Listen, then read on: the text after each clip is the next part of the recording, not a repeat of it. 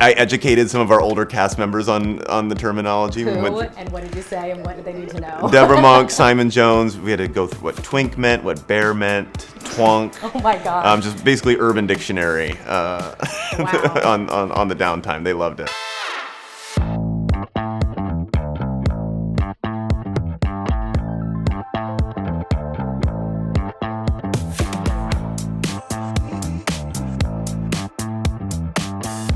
I think there's a sense of embarrassment and guilt over his good fortune, especially at that time, and with those people who he came up with. It's there's a sense of I think he could feel like he's betraying them in some way by needing to leave, or why me? Why do I deserve to have roughly in American dollars $4 million overnight? And I think also he wants to stay in the house. He loves those people so much, so he's left with some pretty big decisions, and I think he's just avoiding the inevitable. And is he afraid to admit it to his bosses too? Because of course he feels like you said there's like a little sense of betrayal for his family downstairs, yeah. But does that exist for the Van Ryens and Fortes too? I mean, correct me if I'm wrong, but I think Larry says you have more money than Mrs. Van Ryn. Yeah, he does. And he's continuing to serve her tea. So there's especially at that time, there was such a class tension, and so I could imagine that would be pretty destabilizing for their relationship. In the end, I think Mrs. Van Ryn has a really beautiful, soft spot for Jack, but at the time I could totally see wanting to keep that quiet. Yeah, she's not happy about anyone's money developments in this season. Well, especially, given the circumstances. Yeah, it's of course. Understandable. Yeah.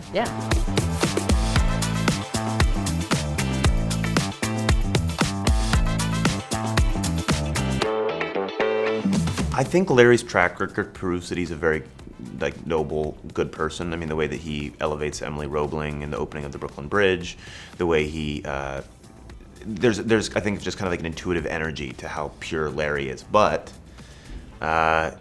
he's got blind spots growing up the son of the Vanderbilts of the time, right, the Russells, and so I think that dependency on Larry is very risky, and I think. Fortunately, Jack so far is in good hands, but that sense of dependency is certainly dangerous because Larry's really Jack's only lifeline to this new world, and that's he could be manipulated or overtaken at some point down the line. Who knows? Yeah, how much did Jack fear the other shoe dropping with Larry? Because he's the son of the wealthiest man in New York City. Yeah. I imagine, and I think viewers have feared a little bit that at any point Larry could be like, well, I did the business dealings for this. Yeah. I should get the majority of the money, right? How much did Jack fear a betrayal from Larry like that? Oh, I think he was very, very cautious around it. Those first few episodes, especially when Larry didn't want him to come to the meetings at first, that was a bit shady, both from a trust perspective, but also Larry didn't know anything about the clock. And so I think Jack sensed a sense, like a bit of ego involved that would have tanked the deal to begin with. And he's George Russell's son, and Jack's not at all of the board meetings, but his reputation precedes him. And so I think there's a healthy amount of fear there for sure.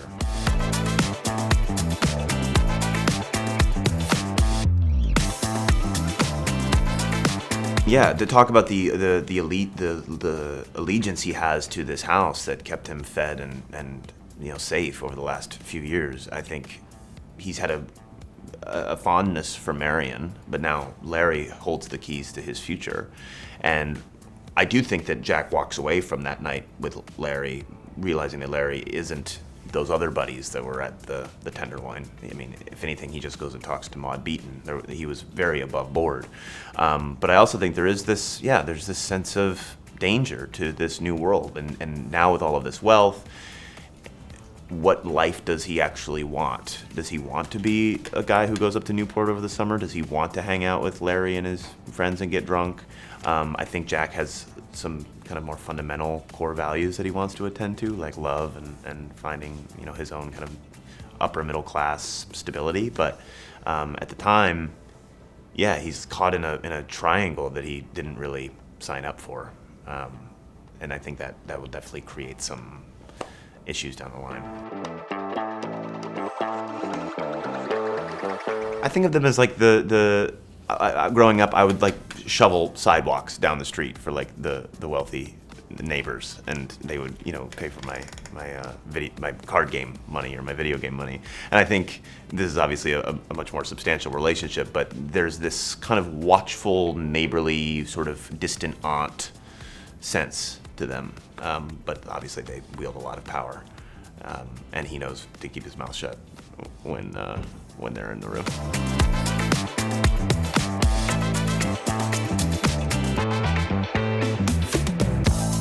I think there's this deep gratitude, right? I mean, his family lives downstairs. That's Mrs. Bauer, that's even Miss Armstrong and Bannister and everyone. But these were the women who paid his way and who brought him into the house to begin with. And as an orphan, since he was 14, I want to say, if I'm remembering right from season 1, this was, and at that time when 5 Points Gangs of New York is, you know, 4 miles down the island, like there was real cost to being adrift, and these women kept him safe. And so I think there's a real sense of grief around leaving this place, and that's the sacrifice of pursuing a dream, is that you do have to let the old story and all of its stability go.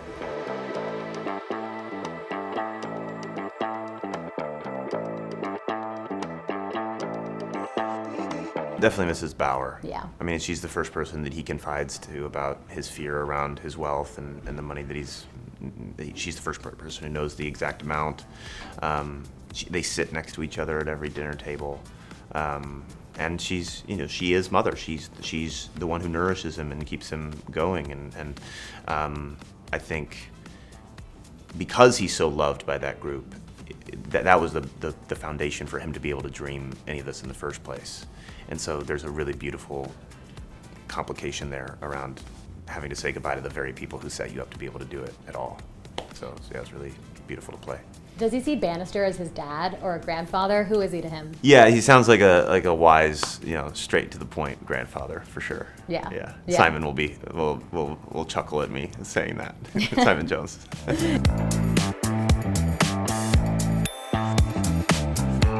Jack's gonna be left with some interesting decisions about what he wants to make of his life. Also, at the same time, it's a massive transition, starting to live on your own. So I think he can, fortunately, kind of move slowly through the, you know, what's the next big venture, or who does he want to pursue romantically, or any of those sorts of things. He just needs to know what it's like going to sleep without, you know, Miss Armstrong out in the next door. I've dreamt, actually, I do some like dream work around prep, and I thought of him just like laying, you know, by himself, and whether it's the hotel. I think he starts at a hotel at the end of episode 6. I think so, yeah. Before I go to bed, I can kind of like, I'll write to myself saying I would like to dream about a character. Oh, interesting. And so you can kind of like preload the dream, and it's really just to kind of expand your imagination and see if you can relate to him in any way. And so I want to say that he had a couple brothers that I dreamed about. I don't know if Julian would fact check that, but I was like, I imagined him in his childhood playing around with his brothers when his mom was still around, and finding, like, that kind of preloaded for me that sense of grief in losing his family, and why he's such a good member of his new one. And then, yeah, especially when he left the house, dreaming of those first couple nights alone.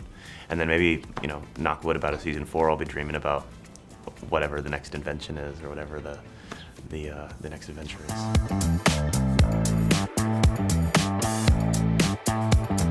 I don't know. I mean, if it's not broke, don't fix it. You know, he's doing all right for himself. What's funny about him is that he wasn't out to make money, and he wasn't out to be a clockmaker. He just wanted to get up on time to do his job, and he kept oversleeping. So there was this kind of just immediacy to solving a problem.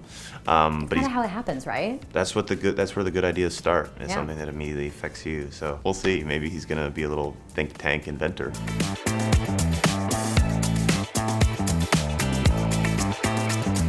I mean, in general, I think we were all shocked at the way that the heat was turned up in this season, period. I mean, Yeah. the whole Bertha Gladys storyline of selling your daughter in a way. It really starts to destabilize the very kind of pure, delightful world that we've built in a way that I think has been really exciting for people. And then, yeah, I mean, it's not all biscuits and English tea. It's especially at that time, as with Peggy's illness earlier in the season. I think the rich at that time also felt immortal in some weird way, and so I think there's something very striking about one of them, just stepping off the curb and being run over by a carriage. So we were all really shocked, and I'm eager to see what Oscar does with that loss, because John Adams was such an anchor for him. Yeah, poor Oscar. Yeah. Now we got to talk about Jack's fandom name on the internet. I feel like you knew these questions were coming. Yeah. So you're called Clock Twink. Uh-huh. How did you first hear about this name? I saw Evan Ross Katz reposted a tweet. I don't know if he authored the tweet or if he just reposted it on his Instagram, and then my life was never the same. Do you like the name? I love it. Yeah. I love it. I feel so seen and so welcome. I do feel like a bit fraudulent since I'm so tall. Like, I don't think I'm technically a twink, but I'll play the part with pride. Yeah. Twinks is all about height. Yeah. Totally. Yeah. What was your initial reaction to the name? And it sounds like you fully embrace it. Oh yeah. Yeah. I went to musical theater school. Yeah. Like it was all love. I also the terminology. Completely. I educated some of our older cast members on the terminology. Who and what did you say and what did they need to know? Deborah Monk, Simon Jones. We had to go through what twink meant, what bear meant, twonk. Oh my God. Just basically Urban Dictionary Wow.